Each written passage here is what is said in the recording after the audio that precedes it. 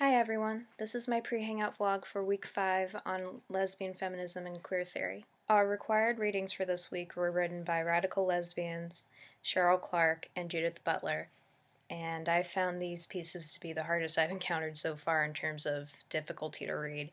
I found them to be pretty abstract, but because a lot, Butler's in particular was based, the language was like really academic, and through most of it I was just sitting through it like my brain hurts.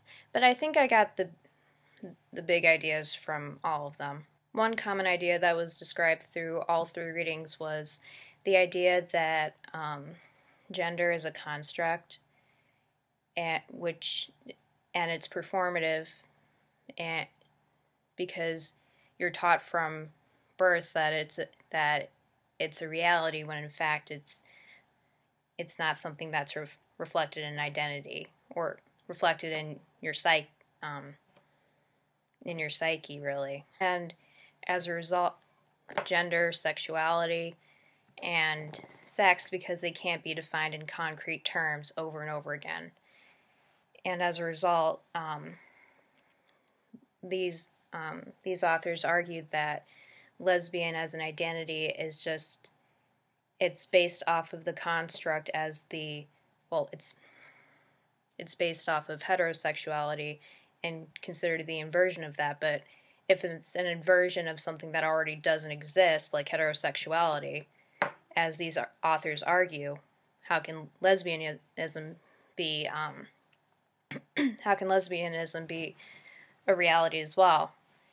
And I get what they're saying. I'm just a little torn because, for example, like I get on Tumblr, I see a lot of people getting picked on because they use language like I'm a demisexual, pan-romantic, gender fluid person, or they use a lot of complicated new terms that not a lot of people are aware of. And the people who are more traditional, who think that gender is an absolute binary, they'll get after them and be all like, quit being a special snowflake, you don't need words for that. But for me, I find those descriptors to be important because it was through Tumblr that I discovered, oh, I'm not straight. Like, I identify as pansexual, demi-romantic, or like I think sexuality is fluid because it's not repeated the same way like over my lifetime. So I kind of agree that you can't really consider sexuality a reality because you can't just define it in concrete terms. But I kind of struggled with this, not gonna lie. One thing that I did have a problem with was in Cheryl Clark's not Beyond the Margins, Lesbianism, an Act of Resistance, where it reads, there's the woman who engages in sexual emotional relationships with women and labels herself bisexual. Bisexual is a safer label than lesbian, for it posits the possibility of a relationship with a man regardless of how infrequent or non-existent the female bisexual's relationship with men might be. When she writes that, she writes it as though bisexual women are just lesbians in disguise, and that they don't want to be fully out, and because they can have, as I've read on some Tumblr spaces, like straight passing privilege.